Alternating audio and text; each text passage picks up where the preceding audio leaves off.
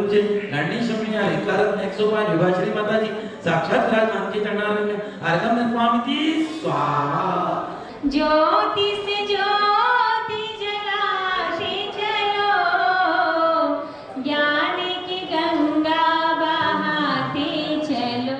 चरण लाते हैं, सच्चा मार्ग दिखाते हैं। चरण आचरण लाते हैं, सच्चा मार्ग दिखाते हैं। गुरुवर की छाया हो, गुरुवर की छाया, मीठे रस से भरी गुरुवाणी लागे, जिन्हें वाणी लागे, मन में प्यारी प्यारी गुरु माँ की वाणी लागे। मीठे रस से भरी गुरुवाणी लागे, जिन्हें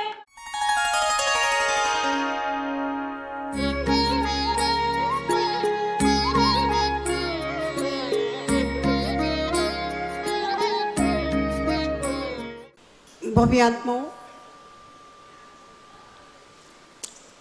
तत्वार्थ विचार हम लोग कर गए थे। तत्वबोध जिसके द्वारा होता है, अर्थ शब्द का अर्थ है पदार्थ, तत्व का शब्द का अर्थ है पदार्थ का भाव।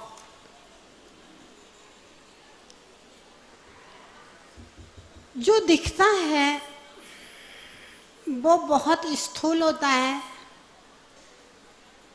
दिखने वाले तत्व संसार में बहुत कम हैं और नहीं दिखने वाले तत्व संसार में बहुत ज़्यादा है।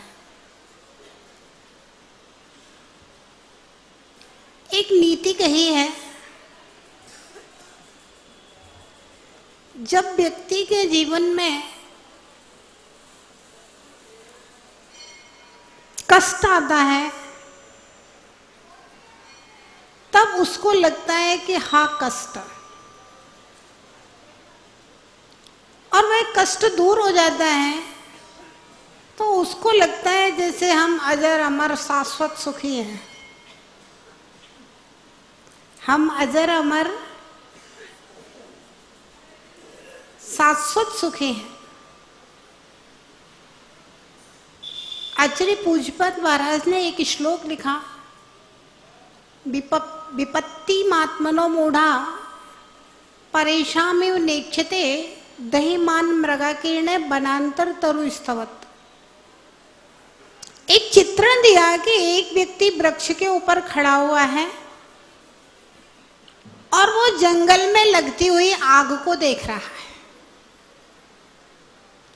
देख रहा है वो आम्र का बगीचा जला जा रहा है, वो नीम का बगीचा जला जा रहा है, वो अनार का बगीचा जला जा रहा है, वो अशोक का बगीचा जला जा रहा है, और जंगल में खड़ा हुआ है वृक्ष के ऊपर और सबको देख रहा है और देख रहा है ये सब जल रहा है। अब सोचने वाली बात है, जब आसपास के सारे वृक्ष जल रहे हैं, तू देख रहा है कि वृक्ष जल रहे हैं, तो भाग क्यों नहीं जाता? जब सारे वृक्षों में आग लग रही है तो जिस वृक्ष के ऊपर तू खड़ा हुआ है, क्या उस वृक्ष में आग नहीं लगेगी?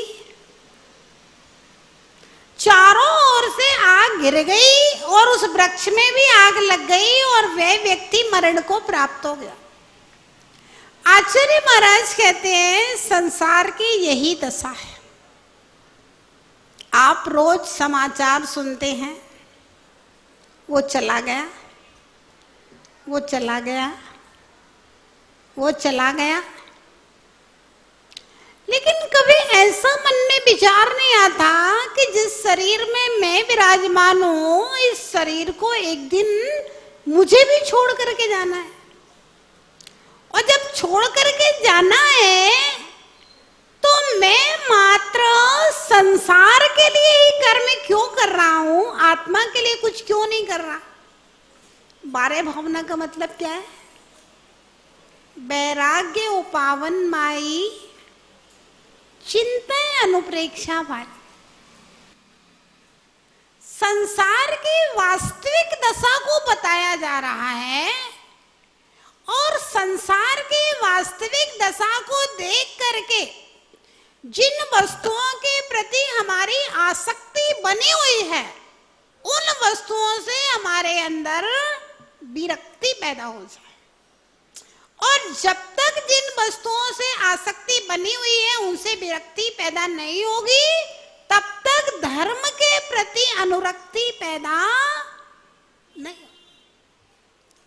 जिसकी घर परिवार और धन संपत्ति में अति आसक्ति है, ऐसा व्यक्ति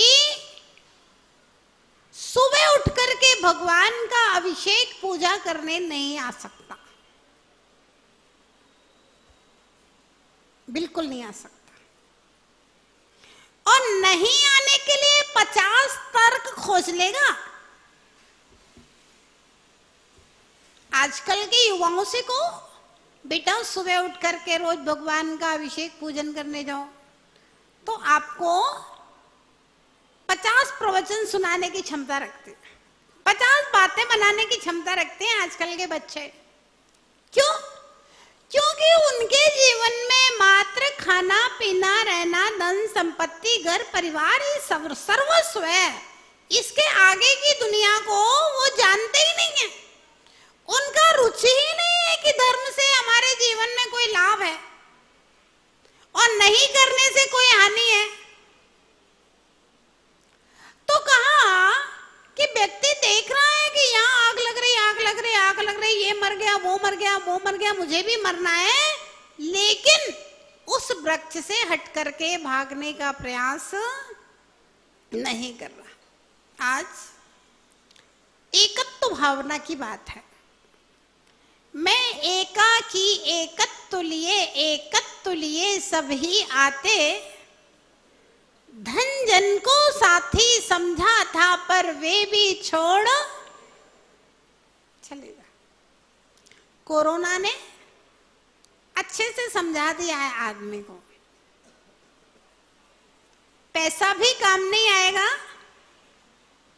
और परिवार तेरी चिता को आग लगाने के लिए भी नहीं आएगा। कोई भी चीज काम में आने वाली नहीं है। लेकिन कोरोना जैसे ही खत्म हुआ और आदमी सब बातें भूल गया। मालूम, जब कोरोना खत्म हुआ और होटलें वगैरह खुली तो बड़े ब्लैक में 4-4 गुना पैसे लेकर के हिल स्टेशनों पे लोग घूमने के लिए होटलें बुक कराएं।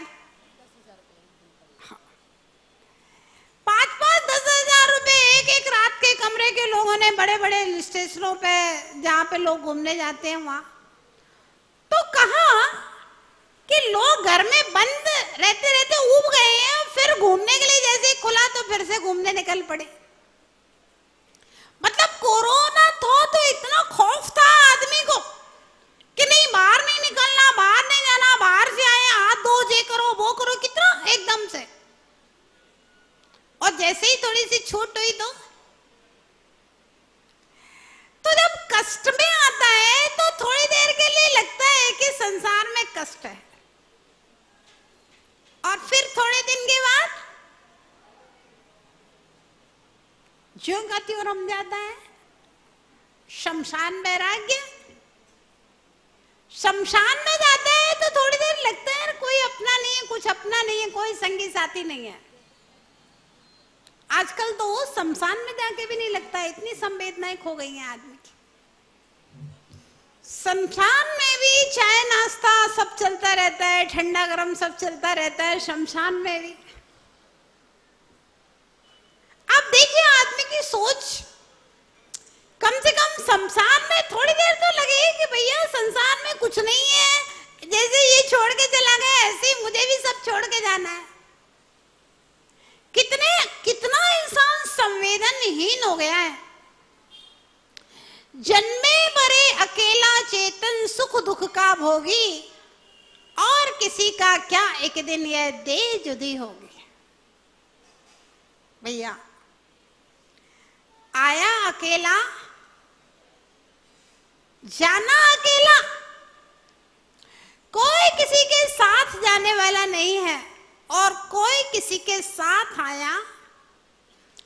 जैसे अलग अलग दिशाओं से पक्षी आकर के एक वृक्ष के ऊपर बैठ जाते हैं, रात भर बसेरा करते हैं, सुबह अपने अपने दिशाओं में अपने अपने काम से चले जाते हैं, ऐसे अलग अलग गतियों से अलग अलग स्थानों से आकर के एक परिवार में, एक समाज में, एक मोहल्ले में इकट्ठे हो गए हैं और आयु कर्म की पूर्णता पर अपने अपने कर्मों के अनुसार चले जाना है। कितना राग कितना द्वेष उस बीच में कर लेते।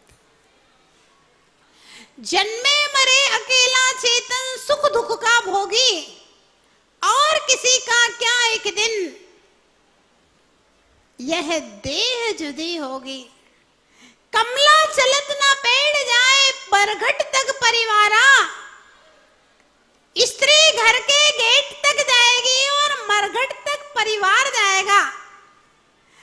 अपने अपने सुख को रोवे पिता पुत्र। भैया ये पंक्ति जो है ना बहुत महत्व की है। अपने अपने सुख को रोवे विनोद भैया पिता पुत्र दारा। लोग सोचते हैं मेरे लिए रोता है, लेकिन जिनवाणी में स्पष्ट कह दिया है कि आपके मरने के बाद अगर कोई रो रहा है तो तुम्हारे लिए नहीं रो रहा। मनोज भैया तुम्हारे लिए कोई नहीं रोएगा। आप प्रैक्टिकल देखो। सपोज कीजिए किसी युवा की मृत्यु हो गई, उसकी पत्नी है, उसके बच्चे हैं, उसके माता पिता हैं, तो जब अर्थी सजती है अथवा तिया होता है, जब रोते हैं तो क्या कह के रोते हैं? बोलो क्या कह के रोते हैं?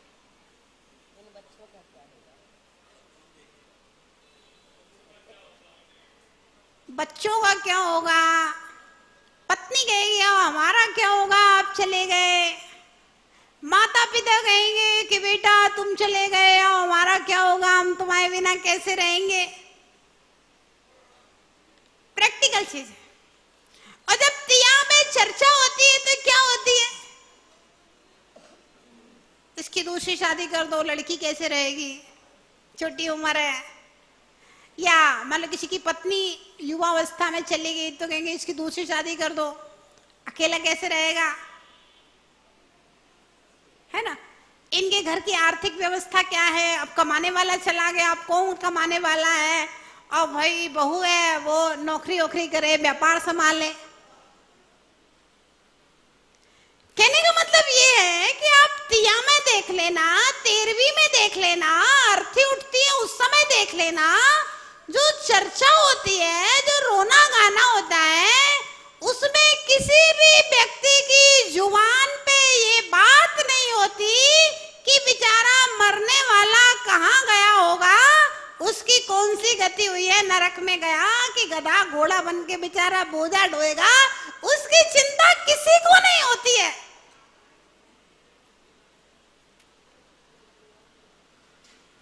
सही बात है कि गलत है? बोलो भैया सही है कि गलत है? पाटोदी जी, नरेश भैया, जब कोई मरता है तो तिया में क्या चर्चा होती है? आप लोग तो ज्यादा तिया में जाते हो हम लोग तो कभी गए नहीं वो उम्र ही नहीं आई तिया विया में जाने की, पहले ही निकले है। तिया में क्या बातें होती हैं? तेरहवीं में क्या बातें होती हैं? मरने वाले की चिंता किसी को नहीं है। मरने वाले का क्या हुआ इस बारे में किसी को कोई मतलब नहीं है। वो मरने वाला नरक गया, निगोद गया, त्रियंच में गया, कहां गया। जो बचे हुए लोग हैं उनको अपने अपने सुख की की चिंता है और उनके प्रति सिंपैथी दिखाने के लिए सब रिश्तेदार उनकी व्यवस्था की बात करते हैं। मरने वाले की चिंता, तुम्हारी चिंता किसी को नहीं है।